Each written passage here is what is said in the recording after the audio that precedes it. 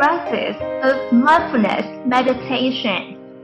Process model of mindfulness meditation. The process of mindfulness meditation is quite simple, as illustrated in the following diagram.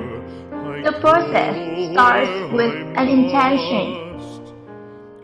Start by creating an intention, a reason for wanting to abide in mindfulness. Perhaps it is to reduce stress. Perhaps it is to increase your well-being. Maybe you want to cultivate your emotional intelligence for fun and profit. Or maybe you just want to create the conditions for world peace or something. In fact, if you are really lazy or really busy or really both, you can declare your meditation done right here. The act of creating good intentions is itself a form of meditation. Every time you create an intention, you are softly forming or reinforcing a mental habit. If you create that same intention a lot, it eventually becomes a habit that will keep arising in your mind in varied situations to guide your behavior.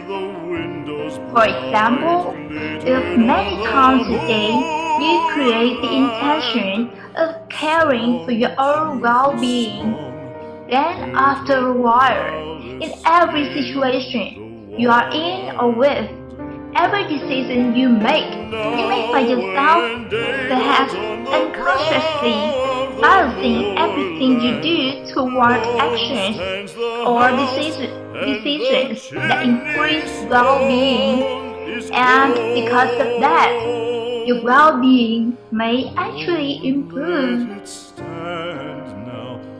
This is even more powerful when your intention is toward the well-being of others. Just by forming that intention a lot and not doing anything else, you may find yourself gradually and again, sometimes unconsciously, becoming kinder and nicer to other people. Pretty soon, many more people may like you and want to hang out with you, and you may not even know why. You may just think they are attracted to your good looks. After creating the intention, the next thing to do is to follow your breath. Just bring a gentle attention to the process of breathing. That is all. The classical analogy of this process is a guard standing at the city gate, watching people go in and out of the city. He does not do anything. He only watches people go in and out with quiet vigilance. In the same way, you can think of your mind as a guard, vigilantly watching your breath go in and out. You may pretend to have a big steak if it makes you feel cool. A really beautiful alternative analogy suggested by my friend and fellow Search Inside Yourself teacher, Von Ginsberg, is a butterfly resting on the petal of a flower while the gentle breeze lifts and lowers it. Your attention is the butterfly and the petal is your breath. At this point, your attention may gather. You may find yourself in a state where your mind is calm and concentrated.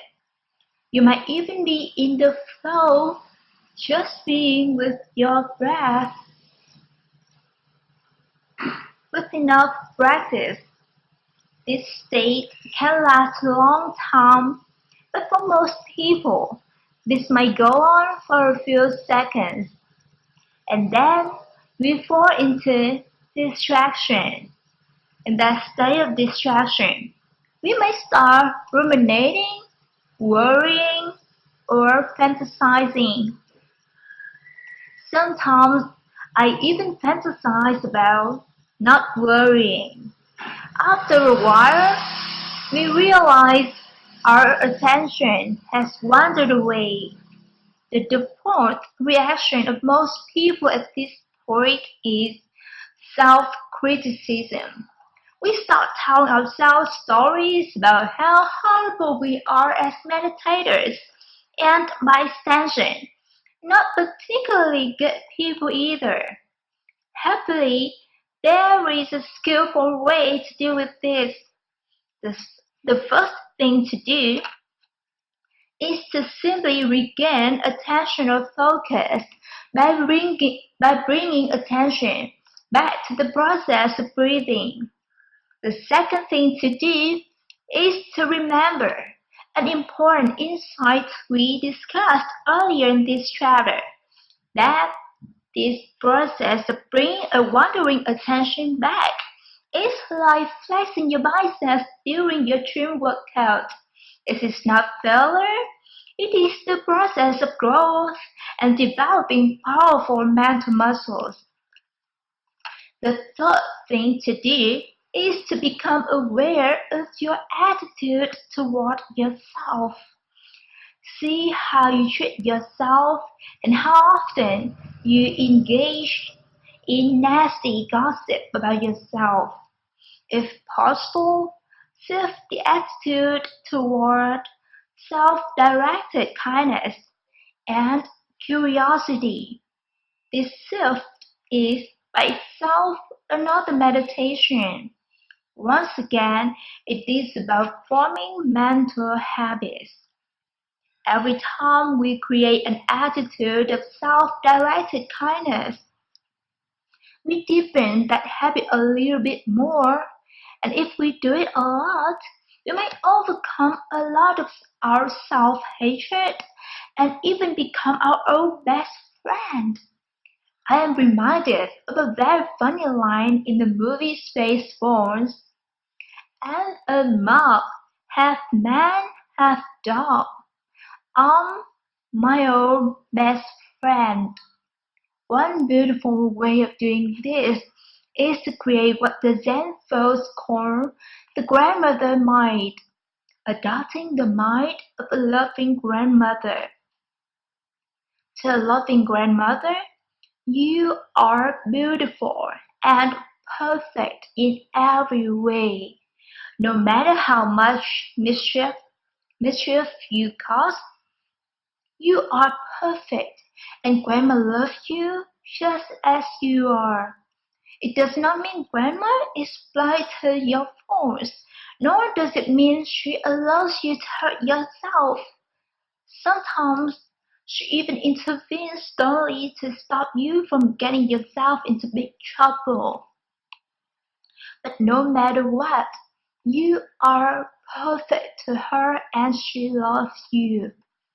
The practice is to see yourself in the eyes of a loving grandmother, and finally return to following your breath, and whenever it is helpful, remind yourself of your intention. Welcome back.